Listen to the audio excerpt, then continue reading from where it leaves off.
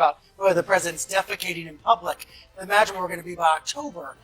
The White House press secretary used the phrase cheap fakes. So the idea of cheap fakes. Let me explain what that is to people. We've been worried for years about AI deep fakes, that computer-generated images are going to trick people into believing something that's totally false. Cheap fakes are a little bit simpler. They're cheap. They're just distorted, out-of-context videos, chopped up in certain ways, constructed in certain ways. That's what we're seeing. That's what the Biden administration, the Biden campaign is so worried about right now. But make no mistake, they are worried about this. This is a real problem. This is not some made-up fiction. That was former CNN personality and real-life Mr. Potato Head figurine Brian Stelter scrambling to recycle the newest Democrat talking point. The narrative now is that conservatives are suddenly guilty of using the same media manipulation tactics the establishment press has spent decades mastering. After 4 years of downplaying Biden's very visible cognitive decline and insisting his age wasn't a real concern, the left has rolled out a bold new message.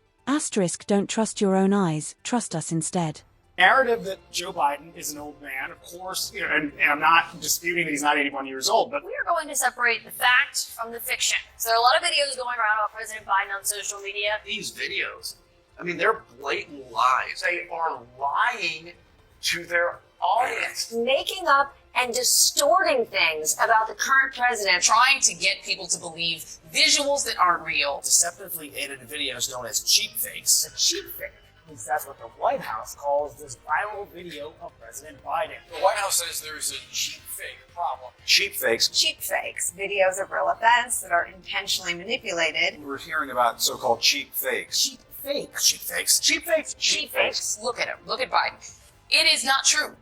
He was fine. But they are creating this narrative. The technology is just going to get more and more efficient at making these videos look more and more real. A line that, ironically, also works as my personal nickname for most TV journalists, mainly because they've repeatedly proven how cheaply their dignity, credibility, and souls can be purchased.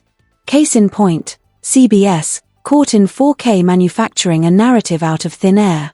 went viral on social media and were picked up by some news outlets.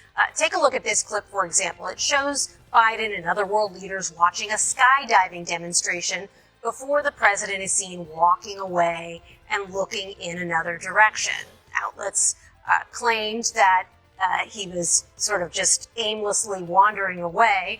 The clip amassed millions of views within just a few hours, when actually if you widen out, you can see that he was talking to one of the members of the military that was participating in that.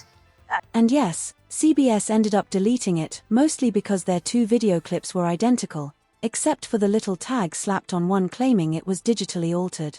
You want a real example of digital manipulation?